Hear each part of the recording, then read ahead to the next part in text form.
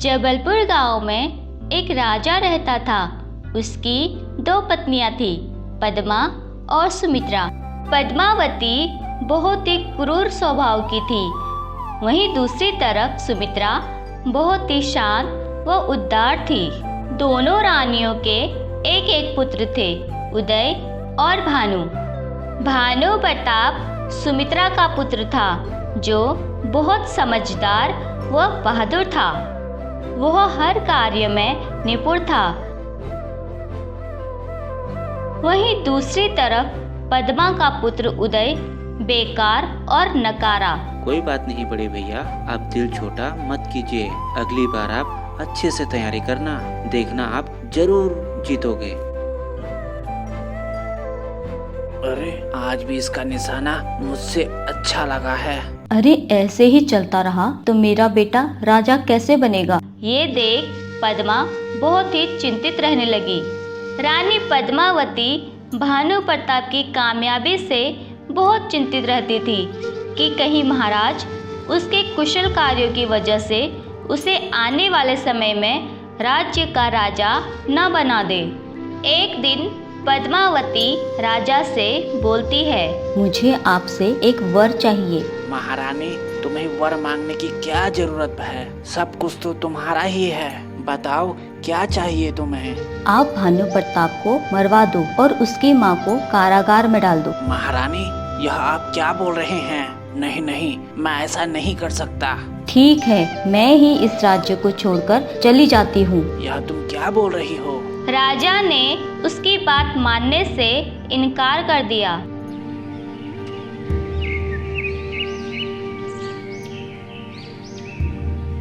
पद्मावती बहुत जिद्दी थी, उसने भी खाना पीना छोड़ दिया। नहीं नहीं, मुझे कुछ नहीं खाना। महारानी, अपनी यह जिद छोड़ दीजिए। इस तरह से हट करना सही नहीं है। कुछ न खाने पीने की वजह से पद्मावती की तबीयत बिगड़ने लगी। बड़े बड़े राजवैद्यों को भी समझ नहीं आया कि रानी को क्या हुआ है। आखिर में राजा को पद्मा के आगे झुकना ही पड़ा।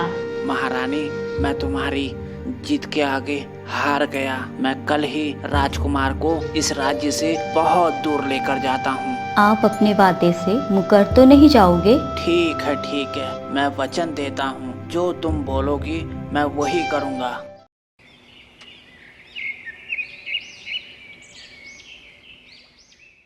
राजकुमार, तुम बहुत बहादुर व होशियार हो। कल मेरे साथ तुम शिकार खेलने चलोगे, तैयार रहना। ठीक है पिताश्री, मैं कल आपके साथ शिकार के लिए जरूर आऊंगा।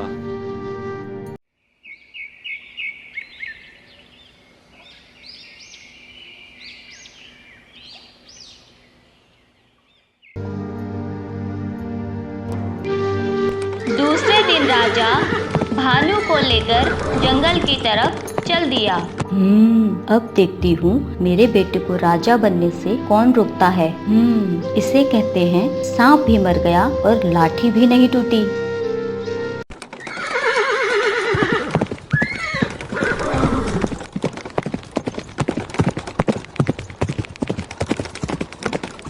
जाते जाते उन्हें काफी समय हो गया। वो एक घने जंगल में पहुंच गए। राजकुमार, पूरा दिन बीत चुका है मगर हमें कोई शिकार ही नहीं मिला।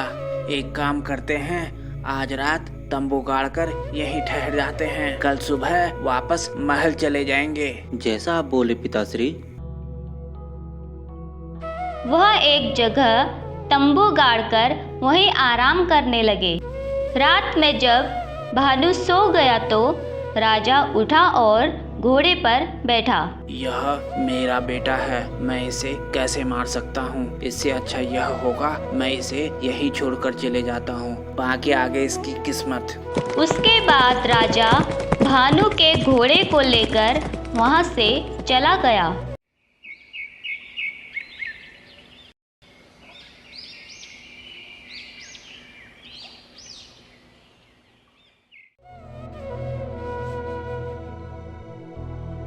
जैसे ही सुमित्रा ने राजा को देखा, उसने राजा से पूछा, आप अकेले आए हैं? भानु कहाँ है?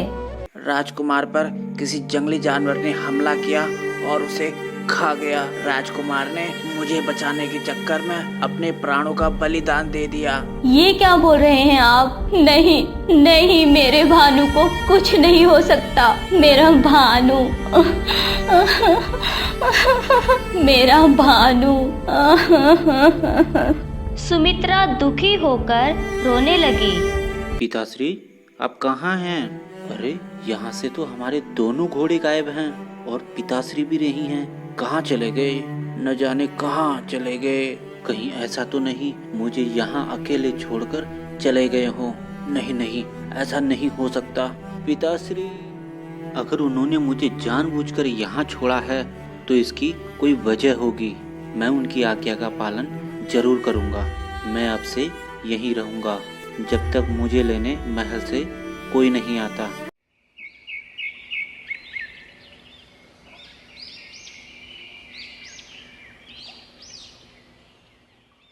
वहां से एक सियार गुजर रहा था।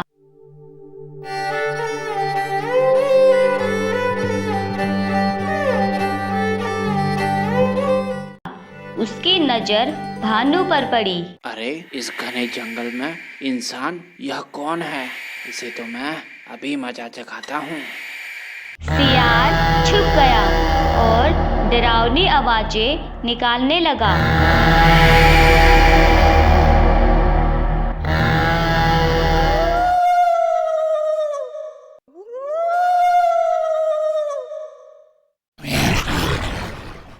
अरे, कौन है जो मुझे इस तरह से परेशान कर रहा है? वैसे भी मेरे पिताश्री ने मुझे यहाँ जंगल में अकेला छोड़ दिया है और तुम भी मुझे परेशान कर रहे हो। कौन हो? सामने आओ। अरे, यह तो बेचारा किस्मत का मारा मालूम होता है। भानु की बात सुन सियार को उस पर दया आ गई। अरे रुको भाई रुको, मैं हूँ। मैं बस तुम्हें देख रहा था। ये बताओ, इस घनघोर जंगल में तुम क्या कर रहे हो?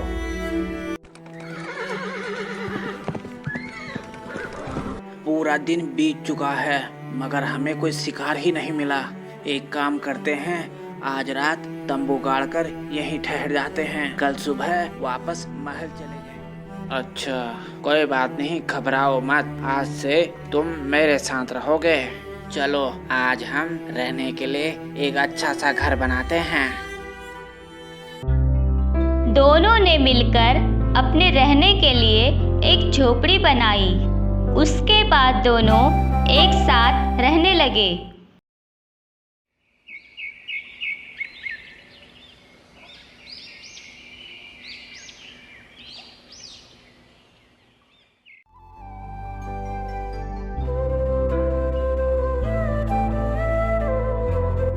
अरे रामू भाई, तुम यहाँ हो? वहाँ तुम्हारे घर में आग लग गई है, जल्दी जाओ। जैसे ही रामू घर की ओर भागा, सियार ने भी आटे की थैली उठाई और जंगल की तरफ चल दिया। सियार भानु के लिए इसी तरह खाने का सामान लेकर आता। इसी तरह मजे से दोनों के दिन गुजर रहे थे।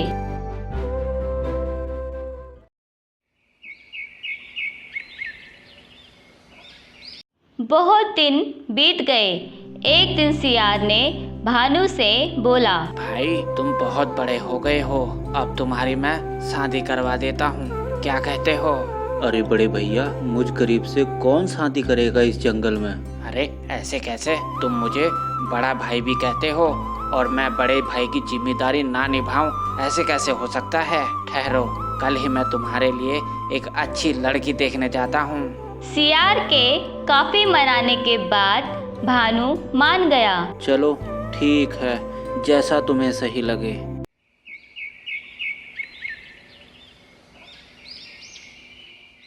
उसके बाद सियार चल दिया इंसानों की बस्ती में भानु के लिए लड़की ढूंढने। अरे कहीं लड़की मिलेगी क्या शादी के लिए? मुझे मेरे दोस्त की शादी करवानी है।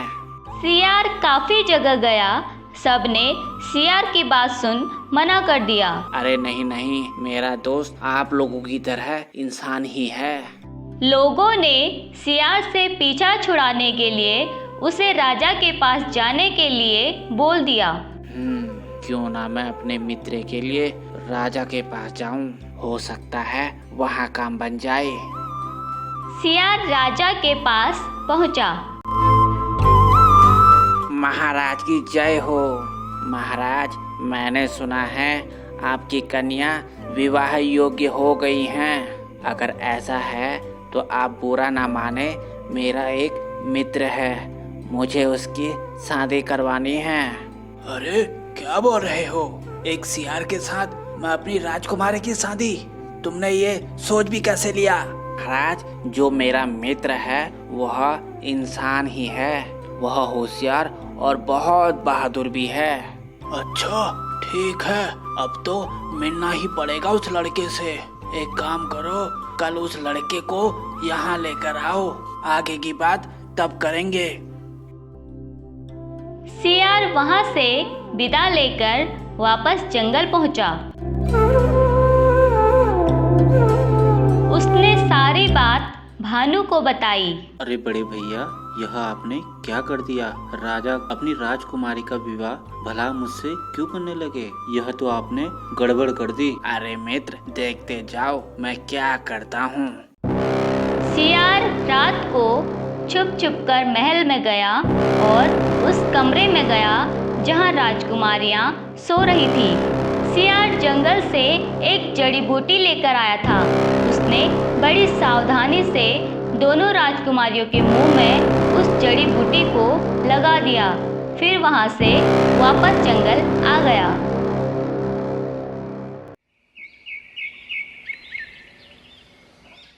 जब सुबह दोनों राजकुमारियों ने देखा कि उनके चेहरे काले हुए हैं, दोनों ने काफी कोशिश की उसे छुटाने की, मगर वो काला रंग मानो जैसे चेहरे से चिपक सा गया हो।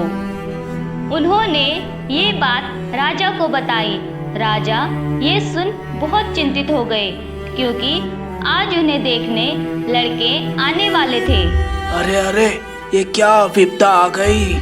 आज ही राजकुमारियों को देखने लड़के वाले आने वाले हैं और यहाँ ऐसा हो गया। मैं क्या मुंह दिखाऊंगा उनको और क्या बोलूंगा? कुछ देर में सियार भी भानु को लेकर महल पहुंचा। महाशय, मुझे क्षमा कीजिए। राजा ने सियार को सारी बात बताई। कोई बात नहीं महाराज, हमें फिर भी यह रिश्ता मंजूर है, बस आप हाँ कहिए। अरे बड़े भैया, आपने उस दिन जोश जोश में तो बोल दिया कि 500 बाराती आएंगे, लेकिन अब 500 बाराती आएंगे कहाँ से? अरे मित्र, तुम देखते जाओ मैं क्या करता हूँ। उसके बाद सियार और भानु वापस जंगल आ गए। कुछ दिन बाद सियार बाजे गाजे के साथ नाचता हुआ बारात लेकर चल दिया।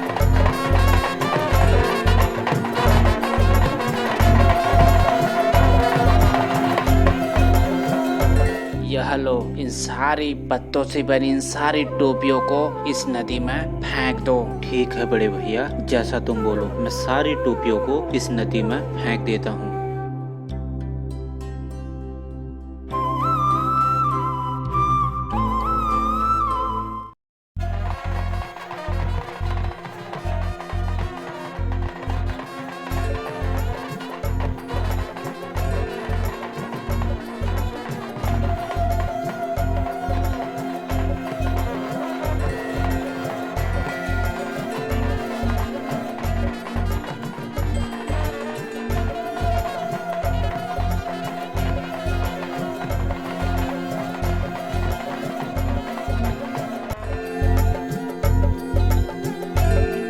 शादी की रस्म को आगे बढ़ाइए, मैं जरा अपने मेहमानों को देख कर आता हूँ। महाशय, हमारे मेहमान जरा शर्मीले मिजाज के हैं। आप थोड़ा सा बाहर जाने का कष्ट करेंगे तभी वह खाना खा पाएंगे। अरे ओ बिल्ला, ओए रंगा, जितना मन हो पेट भर के खा लो। ऐसा भोजन तुम्हें जिंदगी में नहीं मिलने वाला और ना ही तुमने कभी खाया होगा, इसीलिए कुछ भी मत छोड़ना, सारा चट कर जाना। फिर सब खाने पर टूट पड़े। कुछ ही देर में सबने सारा खाना चट कर दिया। बारात विदा होकर वापस गई।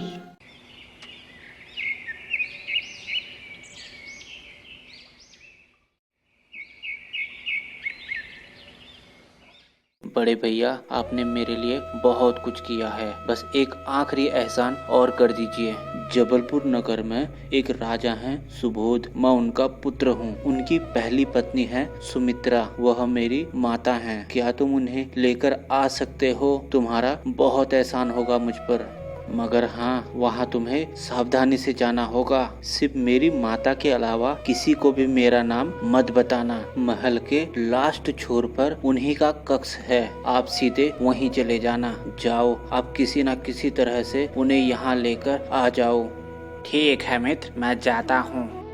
भानु की बात सुन सियार चल दिया भानु के बताए हुए जगह पर। यहाँ तो पहुँच गया हूँ, लेकिन अब अंदर जाऊं कैसे? एक उपाय तो है, चलो करके देखता हूँ। सियार को एक तरकीब सूझी। उसने महल के बाहर आग लगा दी। अरे भाइयों, इधर आग लग गई है, जल्दी से आओ, वरना यह आग पूरे महल में फैल जाएगी। सियार की बात सुन पहरेदार आग की तरफ भागे। सियार भी मौका देख महल के अंदर घुस गया और वह सीधे सुमित्रा के पास गया। आप ही महारानी सुमित्रा हैं? महारानी, राजकुमार भानु ने मुझे यहाँ भेजा है आपको लेने के लिए। क्या ये तुम क्या बोल रहे हो? मेरा भानु जीवित है? हाँ हाँ महारानी, राजकुमार भानु जीवित हैं, वह मेरे साथ रहते हैं। अब आप जल्दी करिए, हमारे पास समय नहीं है, हमें जल्दी निकलना होगा। चलो, तुम मुझे जल्दी से मेरे भानु के पास ले चलो। बिना देर किए सियार सुमित्रा को लेकर जंगल की तरफ चल दिया। भानु को देख सुमित्रा बहुत खुश हुई। सुमित्रा ने सियार का धन्यवाद किया और उसके बाद वह भानु और उसकी बीबी को लेकर वापस महल पहुंची। राजा को भी अपनी गलती का एहसास हुआ। उसने भानु को राज्य का नया राजा बना दिया। उसके बाद सभी खुशी से रहने लगे।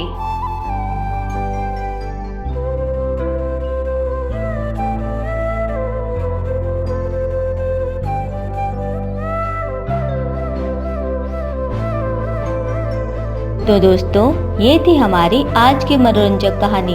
अगर आपको हमारी कहानी पसंद आई हो तो हमारे चैनल को जरूर सब्सक्राइब कीजिएगा और हाँ, बेल आइकन दबाना मत भूलिएगा। ऐसे ही कहानी किस्सों के साथ मिलते रहेंगे हम आपसे। हमारी आज की कहानी का कौन सा हिस्सा आपको ज्यादा मजेदार लगा, कमेंट में जरूर बताइएगा। चलिए फिर मिलते हैं अपनी किसी नई कहानी के साथ। तब तक के लिए बाय बाय।